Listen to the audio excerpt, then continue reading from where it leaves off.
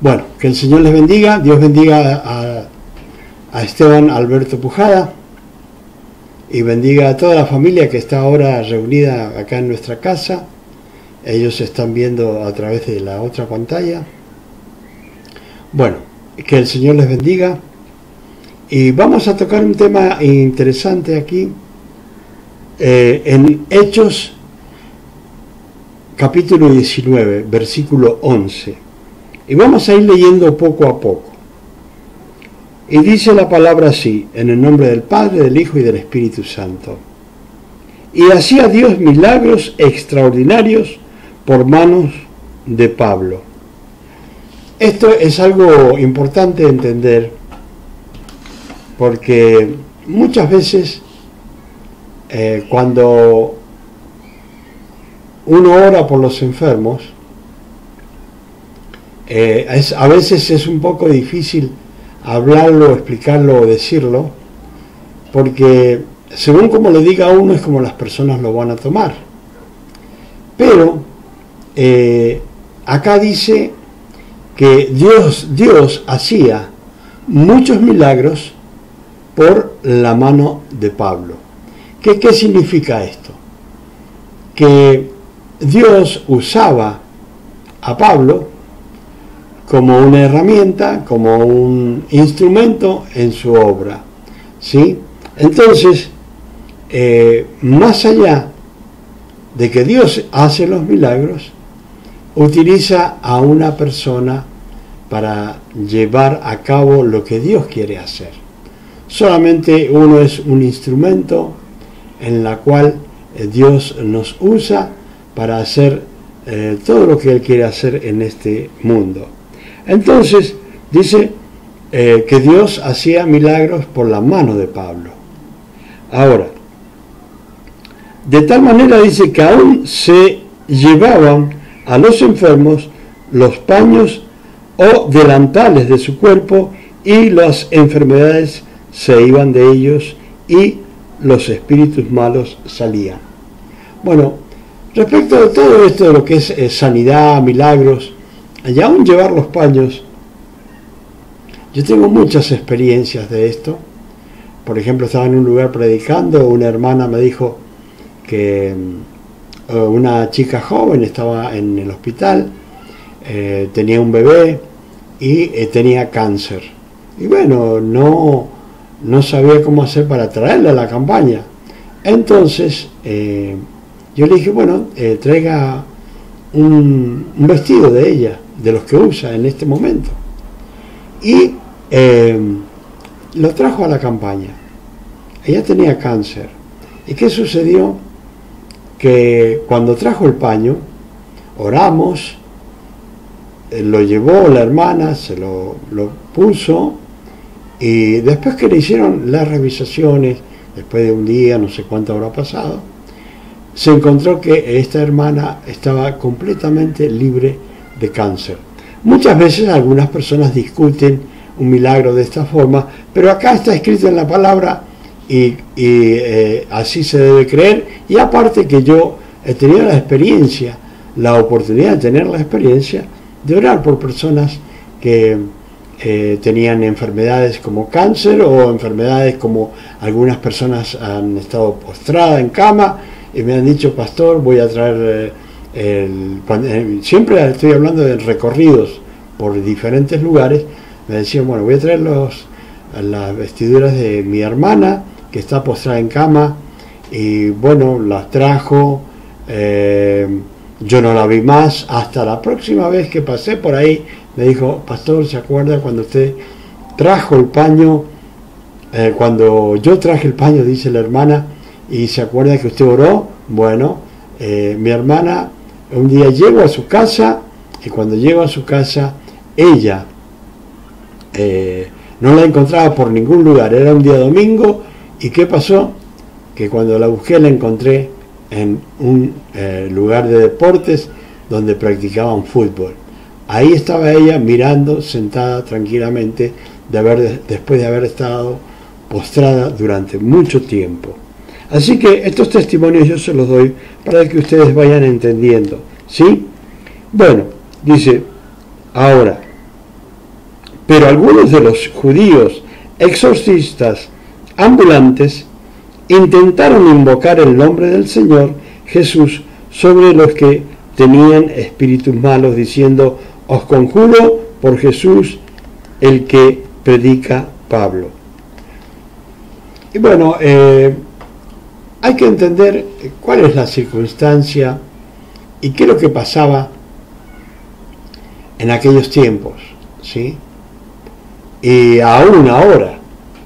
Siempre existe que las personas, ciertos brujos, ciertos hechiceros, ciertos magos, ciertas personas encantadoras que hacen encantamiento o embrujo de algunos animales, siempre usan frases o palabras. Esto no es de hoy, esto ha sido de siempre. Por los siglos ha sido así. Las personas que han trabajado para el enemigo siempre han usado frases ya armadas, ¿sí?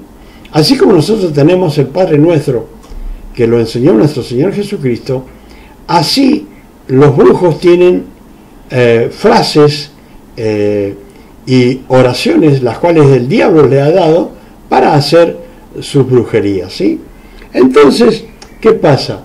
Como veían que los discípulos del Señor, en el nombre de Jesús, hacían o se producían milagros por la mano de ellos, y muchas personas eran libres, entonces, ¿qué sucedió? Que esta gente que vieron, esta gente que estaban rodeando a los apóstoles, dijeron: bueno, nosotros decimos también en el nombre de Jesús, y estas personas van a ser sanadas o se van a producir milagros, maravillas, ¿sí? Y este es el gran problema y la gran equivocación que existe hoy en día, ¿sí? Estos, acá como dice la palabra, eran exorcistas ambulantes. ¿Qué significa? Que ellos iban de lugar en lugar, de pueblo en pueblo, haciendo ciertas frases ya conocidas, que las pronunciaban y aparentemente las personas sanaban.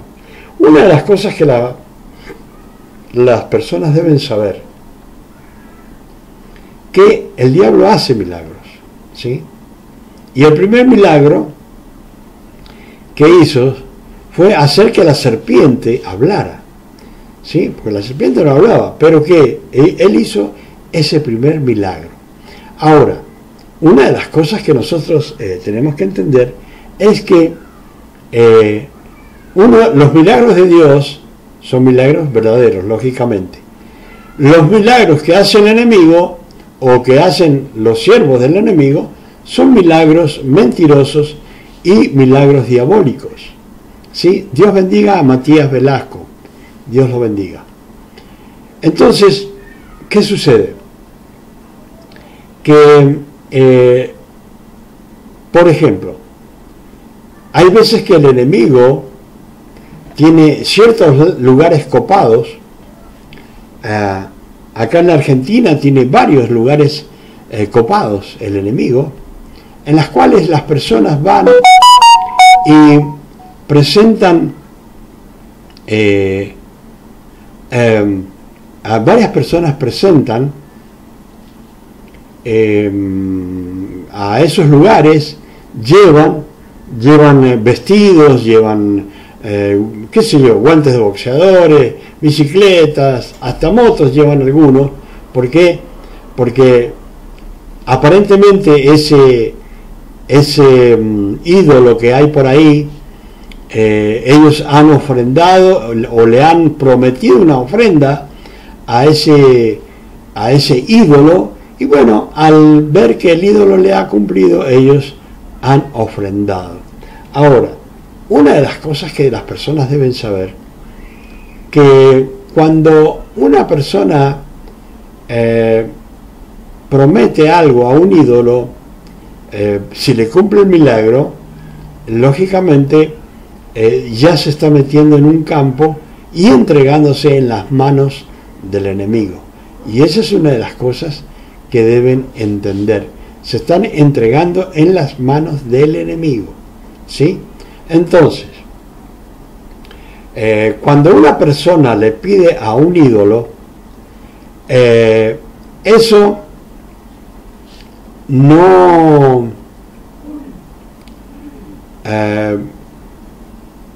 Cuando una persona le pide a un ídolo, no está hablando con ese ser que supuestamente creen que están hablando, sino están hablando con un demonio. Ahora, ¿por qué el demonio o los demonios producen esos milagros? Porque a los demonios les gusta que crean en lo que Dios aborrece. ¿Y qué es lo que Dios aborrece? Dios aborrece la idolatría. ¿Sí? Dios aborrece la idolatría. Amén. Amén. Cristo vive. Muy bien. Dios le bendiga. ¿Qué le iba a decir? Entonces, las personas, por eso mismo, cuando están la gente adorando ídolos, o lo que le llamaban comúnmente rezar, hoy día decimos orar, porque así es, ¿sí? Cuando nosotros oramos a Dios, ¿sí? Ahora, antiguamente, la gente, y hoy en día hay muchos que lo hacen, se postran ante ídolos y les hablan y dicen que si le concede el milagro, les van a hacer una ofrenda, ¿sí? Entonces, ¿qué sucede? El demonio se encarga de hacer el milagro y la maravilla, un milagro mentiroso. ¿Para qué? Para que la gente crea en la idolatría y para que se engañen haciendo lo que Dios prohíbe hacer. ¿Por qué? ¿Por qué lo prohíbe Dios? Porque es un engaño, por eso mismo. Entonces, ¿qué pasa? Dios dice que no hagamos idolatría, que no sigamos otros ídolos. Pero ¿qué sucede? El hombre y la mujer son desobedientes y hacen cosas que a Dios le molesta, ¿sí? O sea, más que molestarle, le da asco a Dios lo que hace, ¿sí? Abominación, dice Dios, ¿sí? O sea, a Dios le da asco lo que las personas hacen cuando hacen idolatría. Entonces, el trabajo del enemigo siempre es llevarlos a la equivocación, al error. Ahora, fíjense bien, ellos querían hacer lo mismo, querían imitar a Pablo y a los servidores, sí, a los discípulos, querían imitarlos, pero pensando que era una simple frase escrita que se pronunciaba y, como dicen algunas personas, por arte de magia se producía el milagro. Pero no es así. Entonces dice,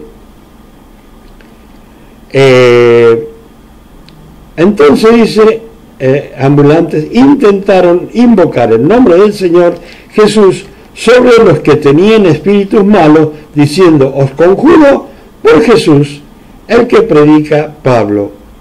Había 7 hijos de un tal Esceva, judío, jefe de los sacerdotes, ¿sí?, que hacían esto. Fíjense bien,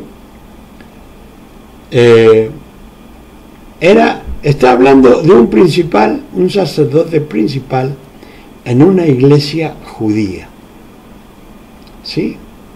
¿Y qué sucede? Los hijos comenzaron a practicar, solamente acá sale la palabra exorcismo, comenzaron a practicar lo que en la iglesia nuestra se llama liberación. Ellos comenzaron a practicarlo, ¿sí? Y acá lo describe bien, jefe de los sacerdotes que hacía esto, ¿sí? Los hijos hacían esto. no era cualquier persona. Pero, dice la palabra acá, respondiendo el espíritu malo, dijo: a Jesús conozco y sé quién es Pablo, pero vosotros quién sois. A ver, para que entiendan, el mismo espíritu inmundo, con el conocimiento que ellos tienen de las cosas ocultas, porque ellos viven en lo oculto, en las tinieblas, ellos viven ahí, entonces ellos tienen conocimiento de todo, ¿sí? Entonces, ¿qué sucede? Ellos creían que era una simple frase, decir: en el nombre de Jesús que predica Pablo.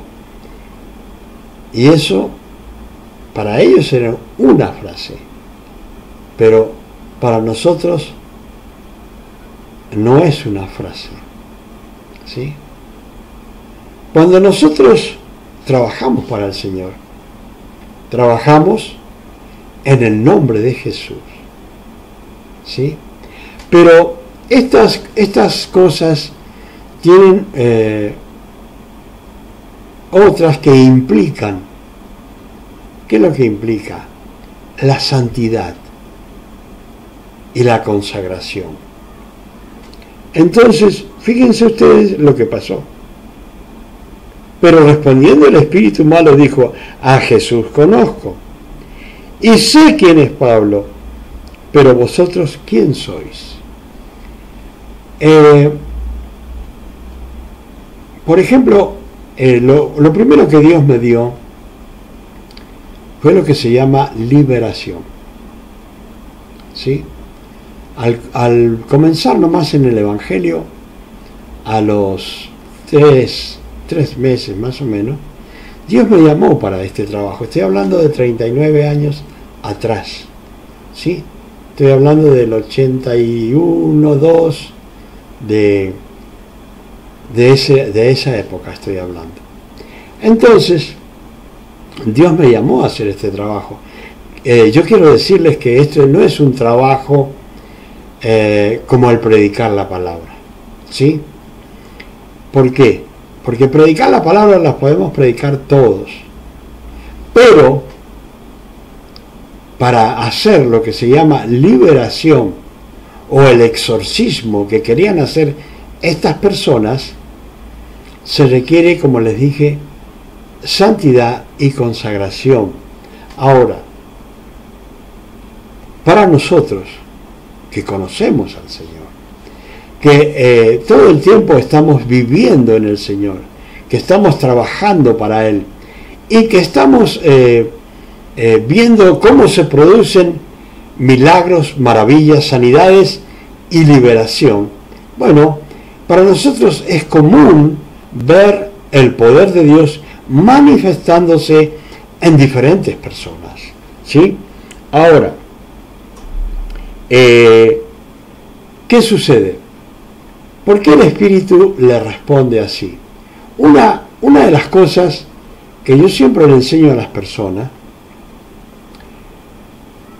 primero que nada, los apóstoles tenían autoridad para poder echar fuera demonios. O sea, el que es llamado, como he sido llamado yo, Dios nos da autoridad, el don para hacer ese trabajo. Ahora, en la forma de manejarlo, lo revela Dios a través del Espíritu Santo. Pero ¿qué más se necesita? Se necesita tener fe, tener obediencia a Dios. O sea, uno tiene que ser obediente a Dios. Fíjense bien por qué. Tenemos que analizar la naturaleza de los espíritus malos o inmundos, ¿sí? ¿Por qué decimos malos? Porque son malos, producen maldad en todas las personas, en todo lo que pueden. ¿Y qué más hacen? Se dicen inmundos porque cuando ellos salen de una persona producen muy mal olor. En sí, todo el tiempo tienen mal olor, pero se nota que ellos se van cuando comienzan cuando sale el olor inmundo que producen ellos. Bueno, acá tenemos que tener en cuenta esto para analizarlo, para que lo entiendan. El espíritu de tiniebla, el espíritu inmundo, el espíritu desobediente, aún los ángeles caídos, ellos son desobedientes, ¿sí? Ahora, ¿cómo tiene que ser la persona que tiene autoridad sobre ellos? Tiene que ser obediente. ¿Obediente a quién? A Dios y a su palabra, a sus mandamientos, ¿sí? Entonces, ¿cómo se produce la liberación? Si yo voy en obediencia a Dios, vivo en obediencia a Dios, vivo en santidad, ¿sí? Vivo en consagración a Dios, entonces yo estoy en obediencia y los espíritus lo saben. Entonces, cuando yo los echo afuera a ellos tienen que obedecer, ¿sí? Ellos tienen que obedecer. ¿Por qué? Porque ¿quién me da la autoridad a mí? Me da la autoridad, la fe en Cristo, ¿sí? El consagrarme, el santificarme, me da la autoridad sobre los enemigos, sobre los que trabajan para el diablo, y cuando uno les ordena que salgan de una persona, ellos huyen inmediatamente, ¿sí? Huyen inmediatamente, no se quedan más en la persona porque ellos tienen que obedecer, ¿sí? Entonces, estas personas pensaban que era simplemente echar fuera un demonio, ¿sí? Que era simplemente sacarlos como que se saca, no sé, una manchita que hay en la ropa y ya está. No. Los espíritus inmundos conocen a las personas. Yo quiero que sepan esto. Así como Dios conoce a las personas, y esta es la virtud de Dios, que conoce el pensamiento de las personas, ¿sí? El enemigo no conoce el pensamiento de las personas, ¿sí? El enemigo persuade a las personas a que hagan la maldad. Los trata de llevar a que hagan la maldad, ¿sí? Entonces, hay una diferencia entre Dios y los espíritus inmundos, ¿sí? Muchos creen que los espíritus inmundos tienen la misma divinidad que tiene el Señor, ¿sí? ¿Y qué sucede? Que el Dios está en todo lugar, pero el enemigo no es que está en todo lugar, sino que es muy ligero y también tiene muchos servidores, el diablo, donde se presenta a trabajar en el momento exacto cuando el enemigo se lo indica, ¿sí? No es que tengan la misma forma de Dios, ¿sí? No son ni omnipresente, ni omnisciente, ni omnipotente.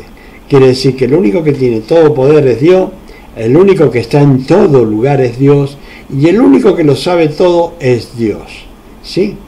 Bueno, ahora dice: a Jesús conozco y sé quién es Pablo, pero vosotros, ¿quién sois? O sea, que les dijo: bueno, yo sé que Pablo es un siervo de Dios, ¿sí? Yo sé que Pablo es un siervo de Dios, y yo sé que Jesucristo es el Hijo de Dios.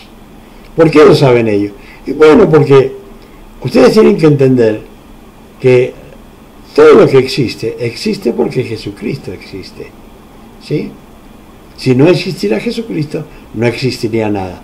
Entonces, dice la palabra que todo fue creado para Él, o mejor dicho, en Él y para Él, ¿sí? Todo fue creado en Cristo y para Cristo. ¿Sí? Bueno, entonces dice así la palabra. Entonces, ¿qué pasa? Si una persona, cuando los enemigos lo miran a uno, ellos saben qué trabajo hace uno. Ellos saben que uno es una persona que se dedica a trabajar en la liberación y se dedica también a poner la mano sobre los enfermos y los enfermos sanan. ¿Quién hace el trabajo de sanarlo? Y bueno, el Espíritu Santo, ¿sí? Es el que se mueve y hace el trabajo, pero siempre que se pida al Padre en el nombre de Jesús, si no, no se va a producir nada, ¿sí? Ahora, dice, y el hombre en quien estaba el espíritu malo, saltando sobre ellos y dominándolos, fíjense bien lo que dice acá. Había un espíritu, o sea, el espíritu malo que estaba metido en la persona, hizo que la persona endemoniada se fuera encima o sobre estos chicos que querían hacer liberación. ¿Sí? O sea que en vez de ello echar el demonio de la persona con el demonio y todo adentro se vino contra ellos, dominándolos, dice. Y antes de que me olvide, yo les voy a contar esto para que ustedes entiendan el peligro de hacer esto. El peligro de no hacerlo llamado por Dios y el peligro de hacerlo estando en pecado. ¿Sí? ¿Por qué? Porque yo vi una vez a una persona, voy a decir pastora, cuando yo no era pastor, yo era un simple obrero. No quiero decir simple, que no tiene importancia, sino quiero decir que no era nada más que un obrero que comenzaba. ¿Sí? Todos los obreros son importantes, todos son siervos de Dios, todos son pastores, ¿sí? Cuando trabajan. Ahora, yo vi cuando a esta pastora, ella estaba orando por una persona y estaba echándole el demonio afuera de esa persona. ¿Y qué pasó? Ella no estaba en el estado que tenía que estar, no estaba no sé qué problema puede haber tenido, no lo puedo decir, pero sí sé que no estaba bien. ¿Y qué pasó? El demonio se cruzó a ella y se metió dentro de la pastora. ¿Sí? Entonces, viendo esta situación, tuve la oportunidad de tomar ahí nomás la pastora y reprender y echar el demonio afuera inmediatamente. O sea que nadie puede echar fuera demonios si no ha sido llamado por el Señor y si no está en santidad. Primero que nada, santidad. ¿Sí? Ahora, dice, entonces el espíritu malo con el hombre, o sea, el espíritu malo estaba dentro, y el hombre, dice, saltando sobre ellos y dominándolos, pudo más que ellos, de tal manera que huyeron de aquella casa desnudos y heridos. Fíjense lo que puede producir un endemoniado. Estos eran 7 hijos de Esceva, principal sacerdote en la iglesia. ¿Sí? Y se dedicaban, ellos querían hacer esto, y creían que era jugar. ¿Sí? Que pensaba a lo mejor, bueno, el pastor no me deja porque el pastor lo quiere hacer él nomás. Y algunos piensan que es un juego, y no es un juego, es algo peligrosísimo. Porque si se queda endemoniado y no hay quien lo libere después, ¿qué hace? Queda así para siempre. ¿Sí? Así que hay que tener mucho cuidado. Ahora, acá cuenta el relato de que esta persona Cuando esta persona, cuando estaba endemoniada, toma al estar poseído, él tenía tremenda fuerza y se fue contra estos jóvenes que se llamaban Esceva, 7 hermanos, y los desnudó y los maltrató, les hizo un daño tremendo. Dice, de tal manera dice que huyeron de aquella casa desnudos y heridos. ¿Sí? Ahora, y esto fue notorio a todos los que habitaban en Éfeso, así judíos como griegos. ¿Sí? O sea que, ¿qué quiere decir que fue notorio? Quiere decir que se enteraron todos, se corrió la voz por todos lados de lo que le había sucedido a estos jóvenes que intentaban practicar la liberación, no siendo llamados y no estaban en santidad. Entonces dice, y así judíos como griegos, y tuvieron temor todos ellos, y era magnificado el nombre de nuestro Señor Jesucristo. O sea, que si al producirse esta liberación, en el nombre de Jesús, en cualquier lugar que se produzca, el nombre de nuestro Señor Jesucristo es magnificado, es glorificado y es difundido por todo el planeta. O sea que una de las cosas que nos toca a nosotros, si queremos trabajar para el Señor, y más en esta parte de liberación, nosotros tenemos que estar preparados. ¿Sí? No es como ir a dar una prédica, es ir a pelear con un demonio dentro de una, o pueden ser muchos demonios, como cuando el Señor le pregunta a un endemoniado, al endemoniado gadareno, le dijo, ¿cuántos son? Somos una legión. ¿Y qué significaba eso? Que había 6.000 demonios dentro de una persona. Por eso el estado de esa persona era desastroso, porque muchas veces lo tiraba en el fuego, otras veces lo hundía en el agua, hacía que se pegara él mismo con piedras, andaba atado con cadenas. Es algo espantoso, ¿sí? Ahora, ustedes tienen que tener en cuenta esto, que con la autoridad en nuestro Señor Jesucristo, eso se puede parar. Ahora, yo quiero darles a ustedes un ejemplo de cómo, en qué estriba la autoridad o por qué. Ustedes fíjense, una persona que es policía o un jefe de tránsito en la calle, pueden venir miles y miles de autos, pero él se pone en el medio de la calle, levanta su mano y le indica al tránsito, a toda esa cantidad de autos que viene, que paren, y ellos paran. Ahora, ¿paran porque le tienen miedo al hombre que levantó la mano y le dice que pare? No.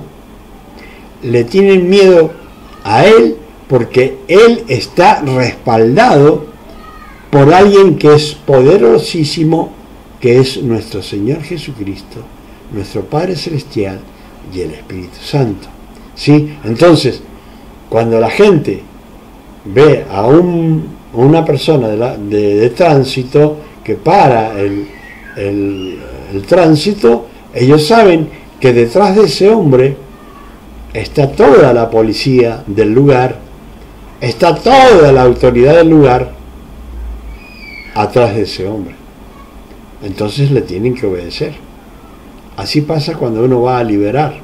Si está en santidad y consagración, levanta la mano y dice, al demonio le indica que se tiene que ir, y se tiene que ir. ¿Por qué? Porque detrás de uno está la Santísima Trinidad respaldándolo.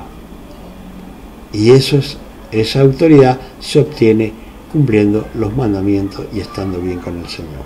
Así que, bueno, vamos a ir hasta acá nomás y vamos a cortarlo, ¿sí? Lo importante es entender que hay que ser llamado para esto. Tenemos que ser llamados. No podemos hacerlo así nomás, sino que debemos ser llamados, ¿sí? Porque es un llamado de Dios y es un llamado muy, muy poderoso. Hermanos, que Dios les bendiga. Vamos a seguir con este tema más adelante, pero lo he tratado de explicar para que lo entiendan y para que sepan contra qué cosas las personas se enfrentan, ¿sí? Hermanos, que el Señor les bendiga, que sea todo para la gloria de Dios, en el nombre de Jesús. Amén y amén. Gloria a Dios.